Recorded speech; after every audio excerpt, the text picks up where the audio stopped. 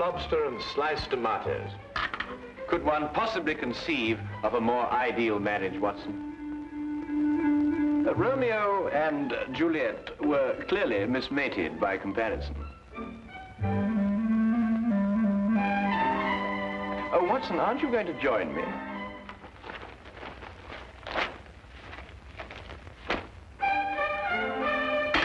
Oh, now, surely, Watson, you can't bear a grudge against me forever for something so trivial. Trivial? And what is trivial about riddling the walls with bullets? I do not agree that I riddled the wall, as you so violently put it. I decorated it in a most patriotic manner. Holmes, I have permitted and suffered many liberties in this flat. First you make those evil-smelling gases. Then you shatter my nerves with those ridiculous disguises. But you, even you, have never covered your activities under the banner of patriotism. Yes, but V are of the Queen's initials. I was only celebrating Her Majesty's birthday. Celebrating Her Majesty? Still, that's no excuse. Well, perhaps I was a little overzealous, but you can't very well blame a man for that. Nevertheless... All right, Watson, I solemnly promise never to do it again. Oh. Well. And lobster and tomato for breakfast. You ever heard of that? I must say, it looks jolly good, huh? Do you really mean to say you're going to join me? Yes, please. Oh, come on.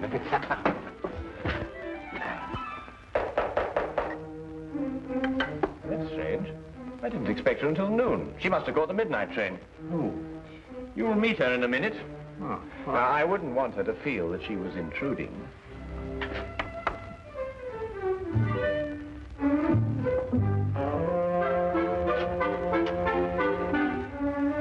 Mr. Holmes? Yes, Miss Millicent Channing?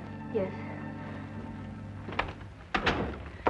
I wrote you that I'd be here at noon, but I didn't want to lose any time. I took the midnight train. I understand. Won't you come in? This is my good friend and associate, Dr. Watson. How do you do? How do you do? Please sit down, Miss Channing. You must have had a very tiring journey, particularly in view of the fact that you were forced to take a dog cart out of the way. How did you know I took a dog cart? Well, I noticed that your right sleeve is covered with mud. Only a dog cart throws out mud in such a disagreeable way. Mr. Holmes can also deduce your birthstone and the serial numbers of any notes you happen to be carrying in your purse. Dr. Watson exaggerates, though only slightly. I've heard a great deal of your powers, Mr. Holmes. They say you're one of the cleverest men in London. They're very kind. You said in your letter that your fiancé has disappeared. I'm afraid that something terrible has happened to him. Why, Miss Channing? It's all so muddled, so confused. Several days ago, I was expecting him for dinner. He didn't arrive. I was worried, and I went to his lodgings.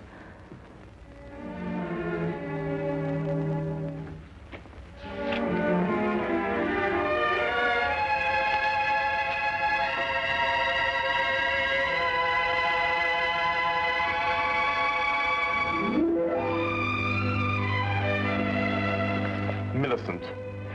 They say of Mom it won't come to the mountain. Good heavens, we had a dinner date. At 8 o'clock. Oh, you must forgive me. I've been so deep in this, it completely slipped my mind. Millicent, how would you like to marry a full professor of English history at London University? I'd much rather marry you, John. I mean me. Well, are you serious? You still have 3 years before you can become a professor. It can happen in a month.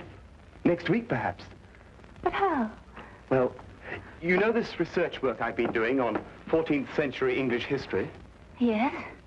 Well, I have reason to believe I've made the most amazing, the most fantastic discovery. Oh, tell me. Not until I put my theory to the test. And if I'm right, I can assure you there will be an immediate cheer for me at the university. And more than that, I'll be famous. Oh, but John, this is unfair, keeping me in the dark like this. I promise you it won't be for long. Tomorrow, I go to see Sir Thomas Greystone at Aberdeen to get his cooperation. He won't refuse because my success will bring him fame also. John, You simply must tell me what... Not another word tonight. I'll tell you everything when I come back the day after tomorrow. Remember, good things come to those who wait. But he didn't come back. Not the day he told me, nor the next day.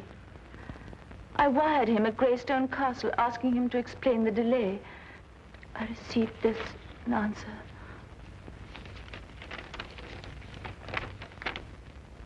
John Cartwright, unknown here. Signed, Greystone. I didn't know what to make of it, Mr. Holmes. Finally, I decided to go up to Aberdeen and talk to Sir Thomas Greystone himself. He must have been mistaken.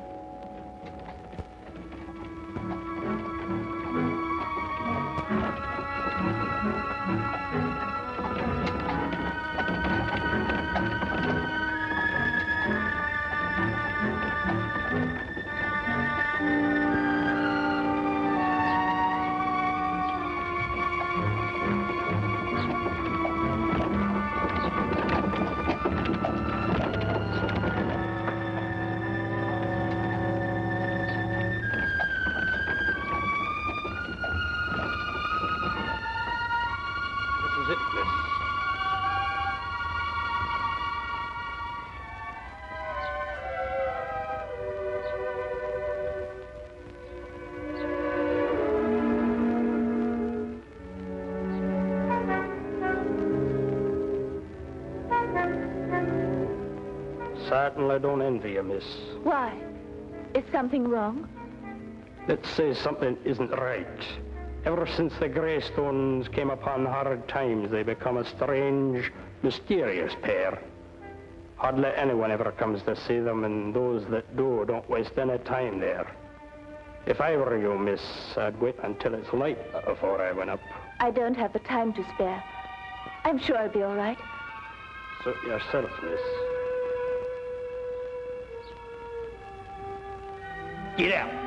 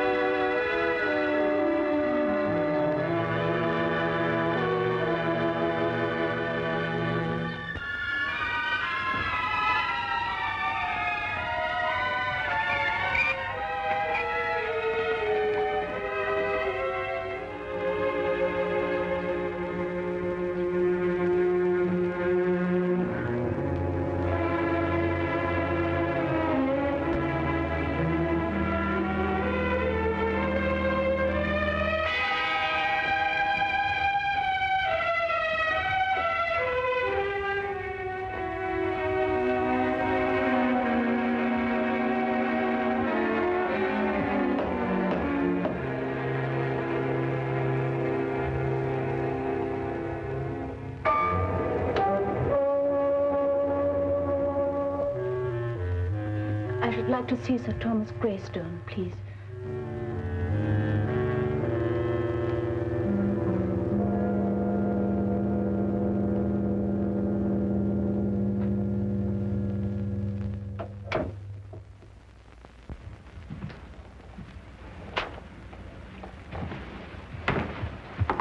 My name is Miss Channing. Would you please tell him that... Miss Channing, is it? The lady who sent the telegram? Yes. I hope you don't think me foolish coming here in this way, Sir Thomas. Walter Greystone is my name. Sir Thomas is my father. If you've come to make further inquiries about your Mr. Cartwright, yes, I'd say you were foolish. We've absolutely no knowledge of the gentleman. But I can't understand it. He told me he was coming here to speak to Sir Thomas. About what? About a discovery he made while doing some historical research. He said it was to have brought fame to him and Sir Thomas both. I can assure you, Miss Channing, no one of that nature has been here. No one. But I know he took the 6:10 train on Tuesday. I saw him off. The 6:10 train makes a dozen stops along the way. He could have got off at any one of them. But why? I've no idea, miss. I'm sorry. I'm upset. You see, he's my fiancé. I quite understand, but there's nothing we can do. I'm sorry to have troubled you. One moment, miss. That telegram I sent you cost 2 shillings. I'll thank you to reimburse me. Father! Be quiet. I'm not a charitable institution. Are you Sir Thomas Greystone? I am. You didn't say you were. I didn't say I wasn't. 2 shillings, if you please.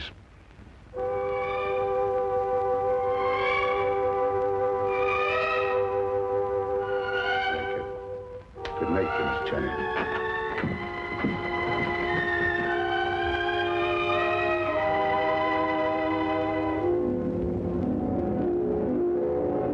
Whatever else I felt about the Greystones, I didn't believe they'd lied to me. Why should they deny they'd seen John? However, as I made my way through the garden, I found this timetable in the bushes. I take it that these notes in the margin are in your fiancé's handwriting, Miss Channing. Yes, Mr. Holmes, they lied. He was there, and for some reason they're trying to deny it.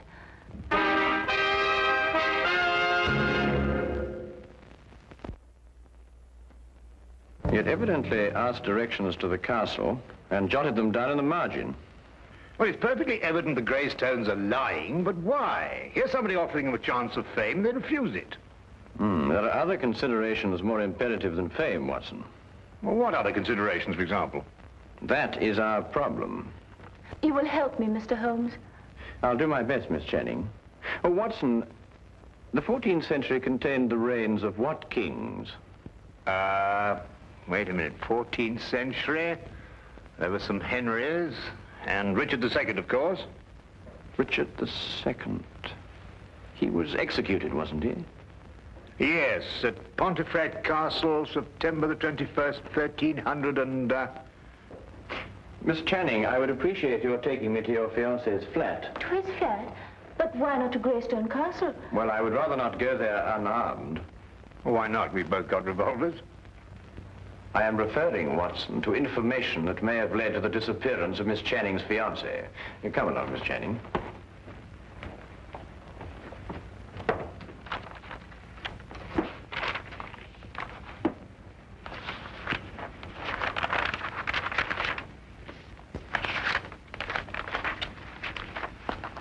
Well, I can't find anything there.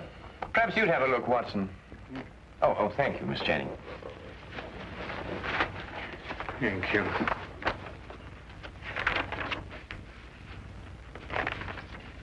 Aha! So this is what Cartwright found so exciting. What is it, Holmes? Well, he certainly deserves his professorship if he understood this. Listen. This pledge unto Richard, I, Richard, do make. To return unto Richard, switcher from Richard I take. Let a Richard look on the northern stair, then 6 and 7 is not fair. Press on and through and tune for 10. Beware thou do not linger then.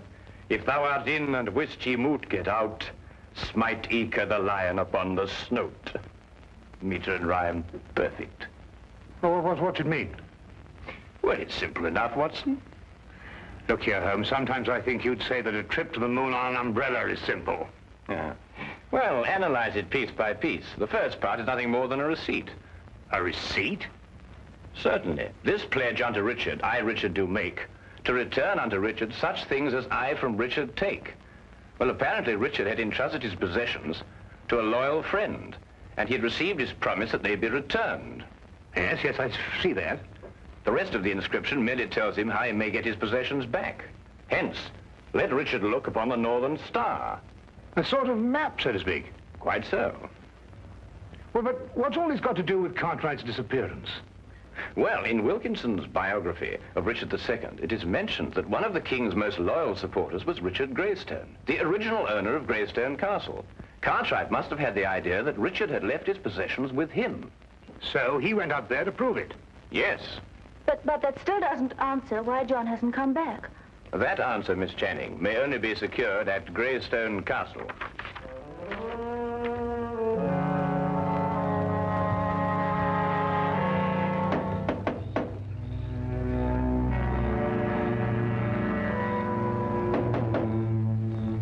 Strange, there appears to be no one here.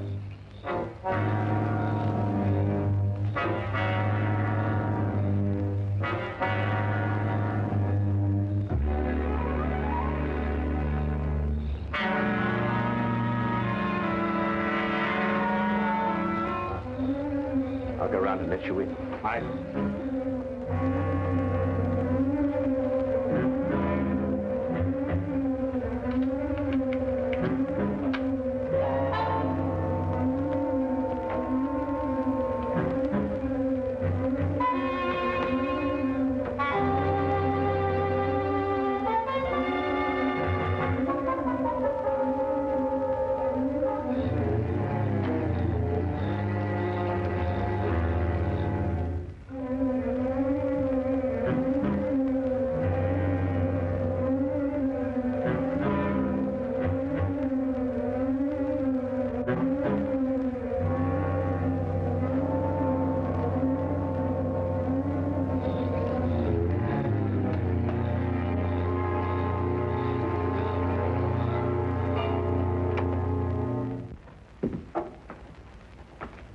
Come along and keep close behind me.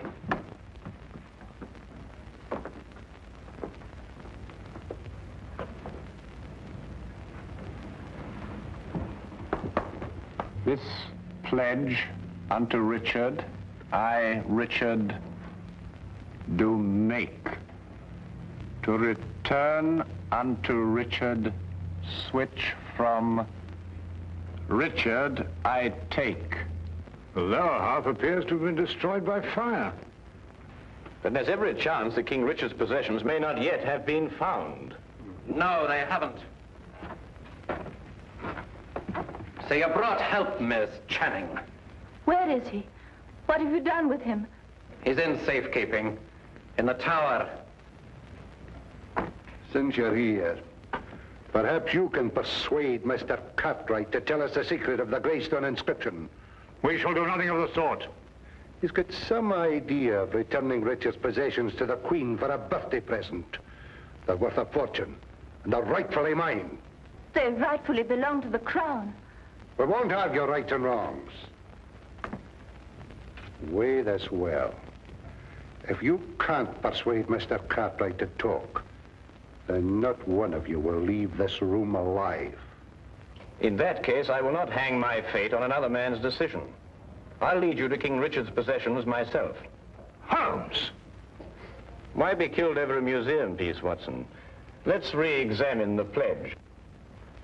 This pledge unto Richard, I, Richard, do make, to return unto Richard the such as from Richard I take. We can understand that much without your help. Go on. The meaning is perfectly clear. Whatever treasure may be hidden here belongs to the royal family and to nobody else. Let Richard look on the northern star. Well, that gives us the direction. Does it? One can look at the North Star from any point in this hemisphere. Your ancestor knew that. He said, let Richard look. And he meant this Richard. In other words, the direction may be found by facing north from this very spot. I am now facing due north. Then 6 and 7 is not far. What does that mean? Merely to pace off 13 steps. 1, 2, 3, 4, 5, 6, 7, 8, 9, 10, 11, 12, 13. Press on and through and down for 10. Press...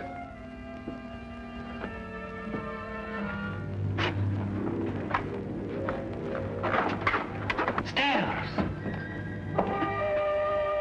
Through and down for 10. 1, 2, 3, 4, 5, 6, 7, 8, 9, 10.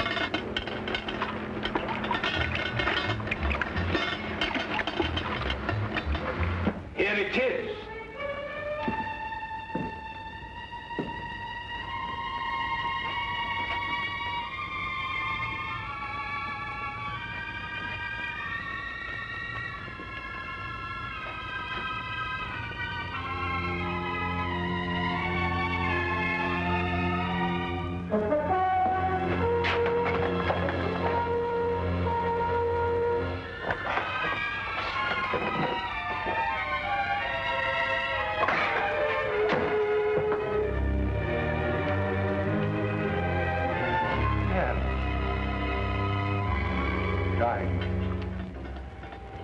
rubies.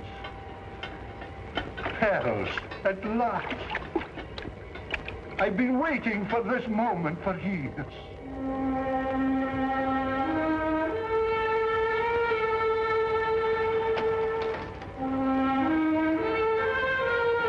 Diamonds.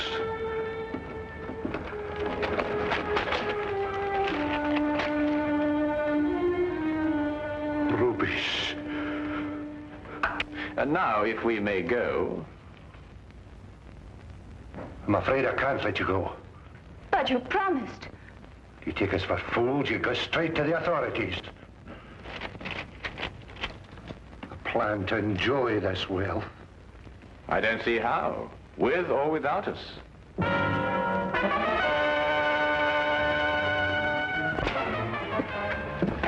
It seems your ancestors arranged for intruders. You knew this? I suspected. Then you must know the way out, otherwise you wouldn't have come in. Tell me at once, man, or I'll shoot you down where you stand. While only I have the secret to the door? Half the jewels. Half the jewels for a way out.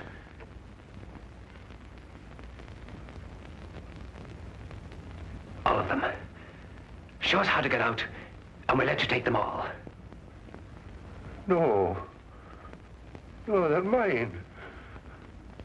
Not one. Not a single gold piece. Are you daft, man? You want to rot here forever? The treasure's mine. The treasure's mine. You can't let them have it. Pay no attention. Give me the gun. You can have the treasure. Just the gun, please. The last two lines of the inscription read, as I recall, if you're in and can't get out, strike the lion upon the snout.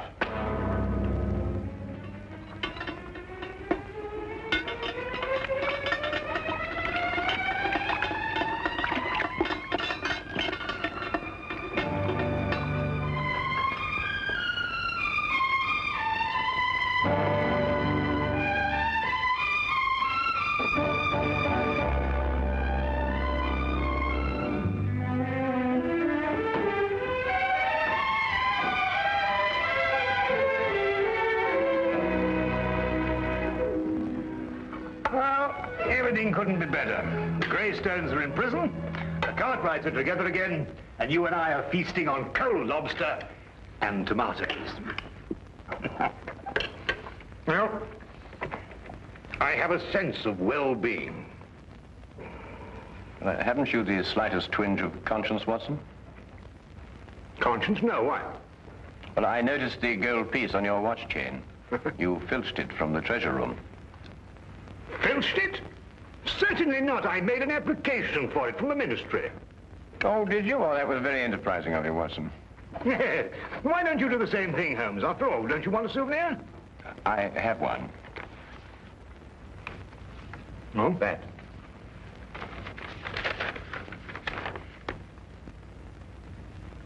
But Holmes, a personal letter of thanks from Her Majesty. Why, Holmes, congratulations. Well done. Oh, thank you, Watson.